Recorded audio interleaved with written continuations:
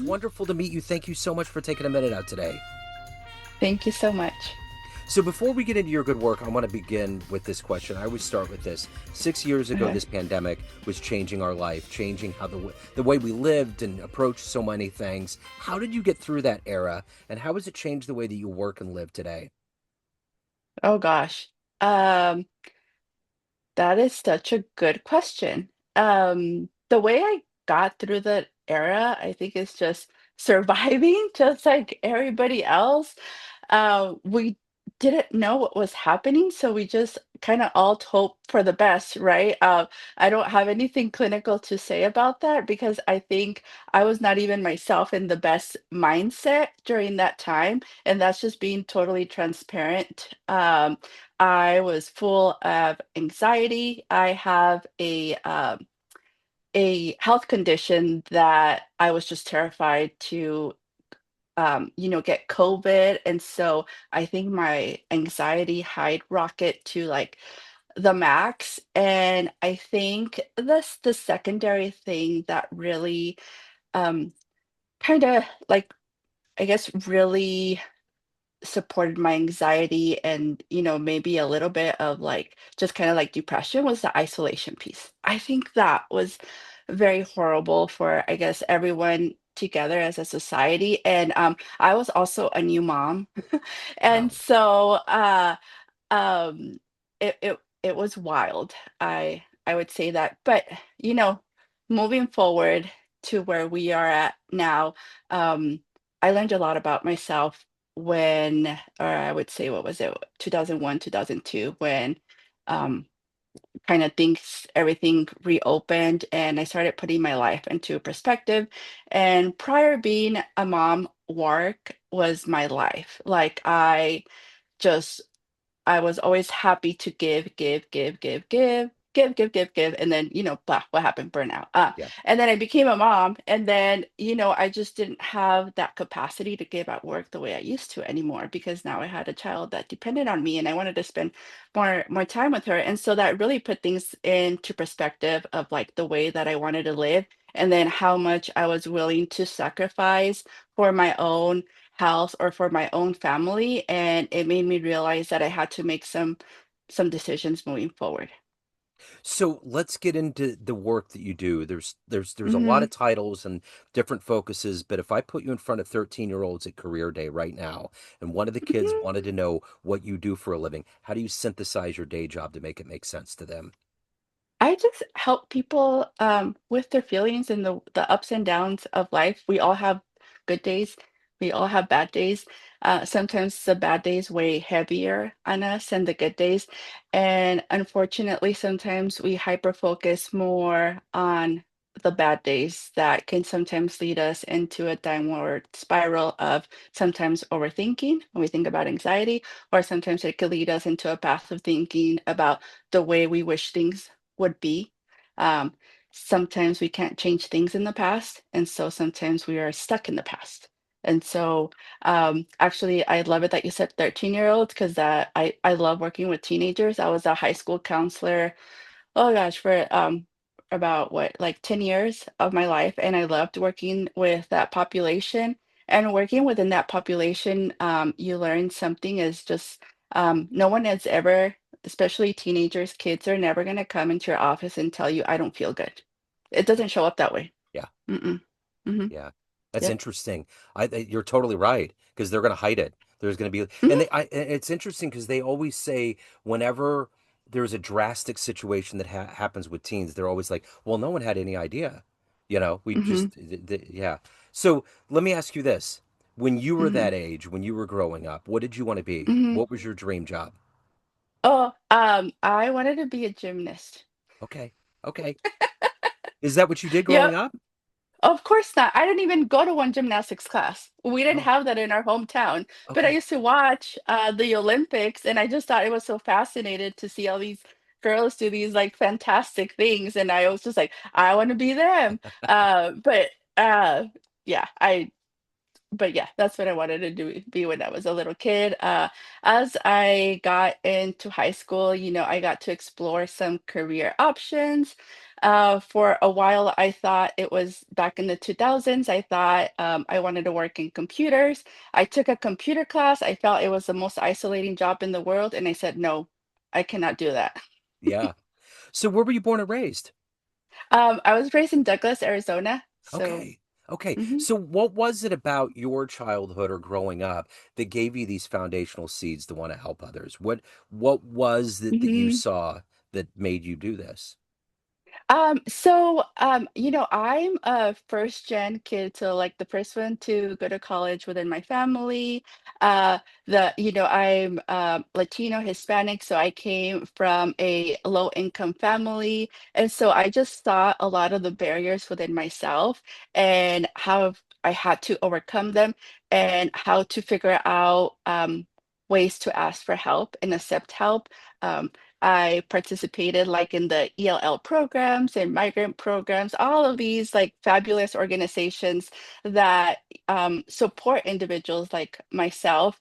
And so growing up, I felt like the need to give back, and I just really loved the profession of like helping others. And I know I didn't want to be a nurse or a doctor because I can't see blood. That grosses me out. Yeah. And when I thought about the world of like counseling. And so I went with the fact of like, oh yeah, it would be kind of cool to work with kids and help them along the way, just like some people were able to help me out. And this is where I landed. So talk to me a Mhm. little bit about inspirations. Who's been that heroic force in your life that's allowed you to navigate to this place that you're at today? I had a lot of adults in my life believe in me. Like, my mom believed in me, my grandma believed in me. Nonetheless, tell you, like, my grandma had probably like, I don't know, like a third or fourth grade education. My mom at that time had a high school education, but they all believed in me and said, like, you can do it. And, there's people at school that believe in you and you can do it. I had English teachers, like my first Hispanic, like her name is Mrs. Almadera. I still remember her. She's still in Douglas, Arizona. And I remember her and she was the first one who told me like, hey, like you belong in honors English. And I was just like, why me? Like she's like, no, like you need to sign up. And it was just like those little like um I guess instances of individuals believing in me. I had another professor when I was in undergrad at Emporia State, and he would always tell me like, "Elva, when are you going to go get your master's?" And I'm all like, "Dr. Montalvo," I was like, "What are you talking about?" I was like, I just want to at least get a bachelor's," and he was just like, "No, Elva, go get your master's." And and then that time, my job also mentioned like, "Yeah, it would be a good idea for you to go get your master's." And so I think it was just a combination of a lot of different individuals just saying like, "You can do it." So, is there Mhm. anybody in your field or anybody out there in the world that you would love to meet and talk Ooh. to that's overcome, that's excelled, that might help you on your journey? There's so many people that I would love to meet, so many. But right now, since I'm really doing deep work in trauma work, Dr. Gabor Mate, I think his philosophy on life is is just the way I feel, and that's the way I lead with kindness and understanding, and not judging people for what they have done and growing from it. Like I mentioned, myself, an individual of learning to grow as a professional, as a mom, as a wife, as a daughter, has I think really helped with the transformation of the therapist that I am today. So, dealing with people's issues can be a Hmm. murky, hard thing to go through when you're already dealing with your life. Hmm. How do Hmm. you insulate and protect yourself and do a good job and help them get to a better place? Take care of your soul. What is that energy every day for you to do this at a high level? I take really good care of myself. Yeah. And that is something that I had to learn how to do. And so I had to learn to say no and understand what was my capacity and not being fearful when I say no that I was going to hurt someone's feelings or that they were going to get mad at me, or the pressure to take on extra work for the sake of, you know, of just having more numbers or so. And so I really had to reframe my thought process that my self-worth is not based on my productivity. And so I think prior in my life, that's how I measured myself, because you know, a job, like a boss is going to love that you overwork and do the work of like two or three people. Who doesn't like that, right? Yeah. But then at the end of the day, you get home and you're depleted, and like your significant other's like, why are you in a bad mood? And you don't even know why you're in a bad mood. Yeah. But you know, you just have to understand those things about yourself. So understanding where you're at within your capacity. I do a lot of my work that I do is understanding your central nervous system and understanding when you're becoming dysregulated. For example, like today, this evening, I have a workshop that I'm offering, and then I did an event Monday night also. And then last night there was an event, a workshop put on by another local business that sounded so cool. And I really wanted to go, but I knew myself, I was just like, oh, well, why are you overstretching yourself? Like, why are, and I have to have those conversations in my head within myself and saying, like, I know you really want to go, but are you at capacity to go? And I told myself, you know what? Like, we're gonna sit this one out. And finally being okay with telling yourself, like, I'm gonna sit this one out and not feeling guilty or any other, you know, negative feeling towards it. I think that is what really helps individuals and what has helped me. So, you know, you're in the business of helping people get over big obstacles to get Hmm. to a better place. But in that process, you know, they're coming to you, but you're also learning too. You Hmm. know, it's not 100% a part of what you're doing, but by osmosis, that's what happens. What have you learned about yourself through the years of helping people get through their issues? What has happened to you? What transformations or revelations have you had? I think um, storms are not here forever. They pass. They all pass. And it's the way that we learn how to navigate those storms that really makes a difference. And you know, in the world of like, I hear some of the worst storms ever. I do, but then guess what? I get to, you know, help clients, help people figure out a way out of it. And that just gets to my heart. Like when you know, because at first, like the sessions are like, you know, they're intense. There's just so much. Uh, and then, you know, once a client begins to feel like the self-confidence or kind of like getting over like the resentment or the grief or the trauma, and then just understanding that there's more to life than what has happened to them, that makes it all worth it to me. Like I was like, any day, anytime, like come and bring me like all of your trauma, all of your anxiety. I was like, let me be the, you know, the person to support you through that. So let's say you have a dream tonight. You ran into an 18-year-old version of you, and you walked into a Uh-huh. room at your age now, and there was a film projector, and you could play a 60-second Oh highlight yes. reel of the life you've lived. Would you believe your life turned out this way? No, no, oh no, no, no, no, no, no, no, no, no, no, no, no, no, no, no, no. Oh my God, it's funny that you mentioned this exercise because I was so oblivious towards, you know, what life could be. And then I remember I think it was like a personal finance class or some type of class back in, I graduated 2001. So they were still teaching us how to write checks Yeah. and all of that stuff.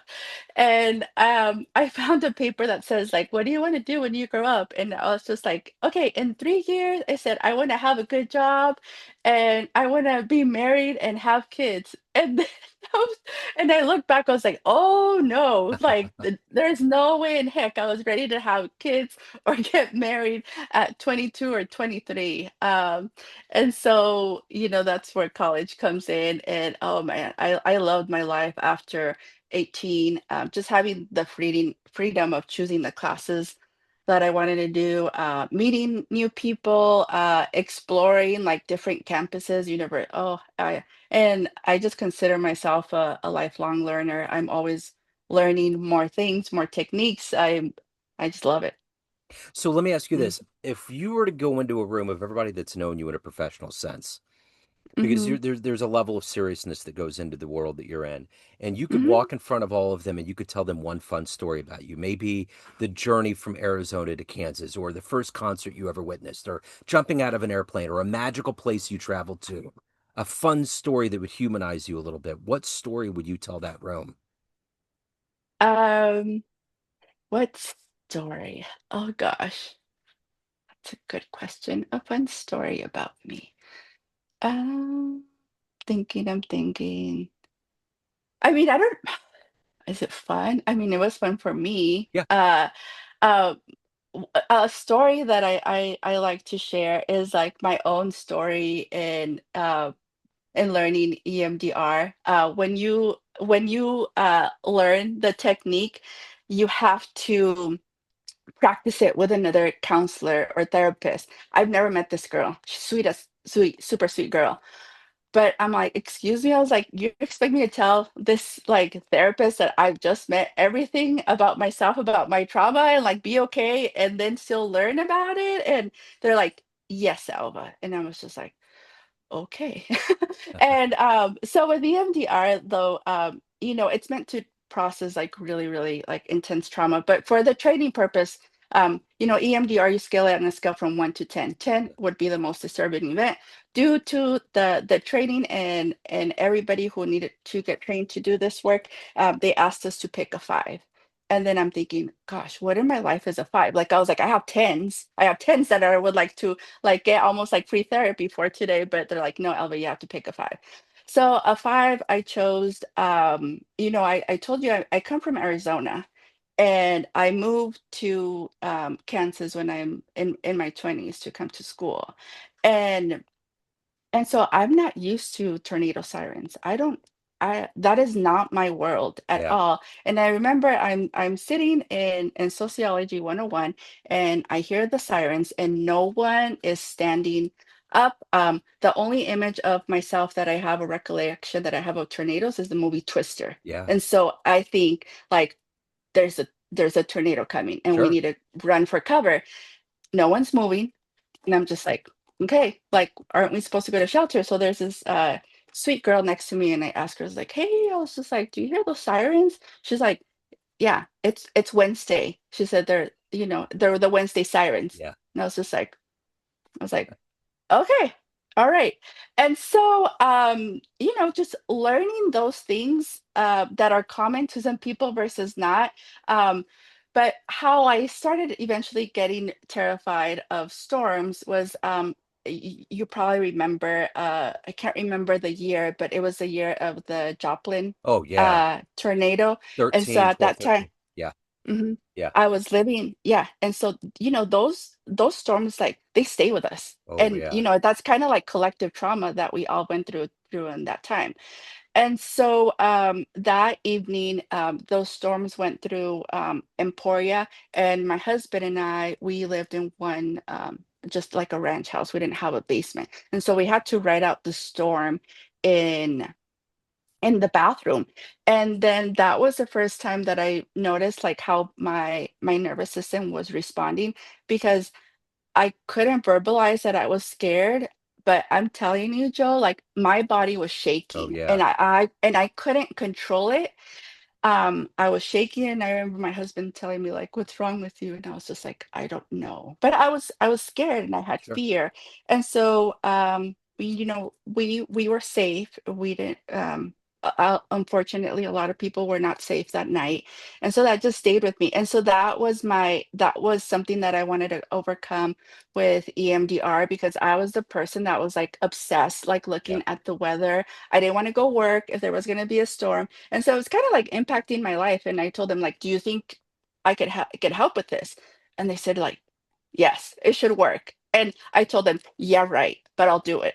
And so it did work. Wow. And it works. And I've been able to help like so many individuals like it works with kiddos. I've done it with kiddos as young as 6 years old. I've done EMDR with like older individuals like 65. It's just such a good system Yeah. and it's very direct focus.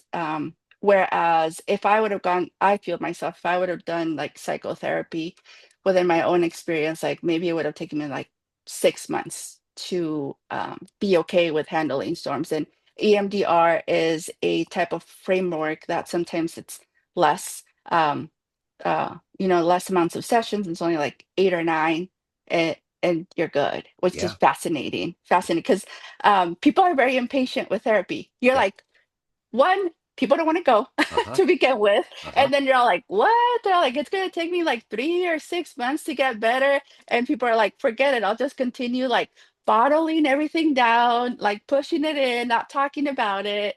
And, eventually, like, life happens and then you might have to end up going to therapy. But, this type of therapy is just more accessible Sure. for a lot of individuals who have income restrictions. If you tell them like, hey, just kind of think about if you invest in yourself within 9 to 10 sessions, you are really going to be feeling better about yourself versus if you tell an individual it's going to take you 3 months, they're really going to think about it.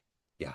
So I You know know, it's not necessarily like a fun story, but like no, for no, it's me, it, great. it was fun in the way of like just dealing with my own trauma and not trusting the person who I'm supposed to trust in front of me and learning from it. Yeah, no, I love Hmm. that story. When I lived in Hmm. Belton years ago, they Hmm. accidentally had a tornado alarm that went off during a snowstorm, and that was weird because you're looking around and it's like, Yeah. wait, wait, wait. There's no way that there's going to be any tornadic, but it was so eerie. I think I even took a video of it. It was so weird because it's just Hmm. like it's almost below zero and it's snowing, and then you can just and I think I was next to one of them, and you could just see it rotating, and it was Oh loud. Yeah, it was gosh. it was weird, very, very weird.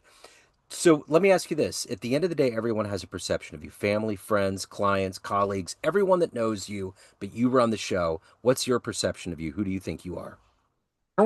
I tell everybody I am just a human being. I'm not perfect. I make my own mistakes. The only thing that I've done more than some individuals is I went to school and studied to become a therapist, and so I have more knowledge than other individuals. But um, I'll just tell at the end of the day, I'm still a mom. I'm still, a wife, a daughter, a sister, and no one's here to be perfect. We're just here to be heard. So if anybody's ready to start that journey to wellness, they want to reach out, they have questions, they want to hire you, any of the good business, where do they go? They can go to my website, so vivatherapy.elva.com, or also in Psychology Today. If you just type in my name, Elva Medina, you'll see like my phone number, my credentials, etc., just to see if we're a good fit.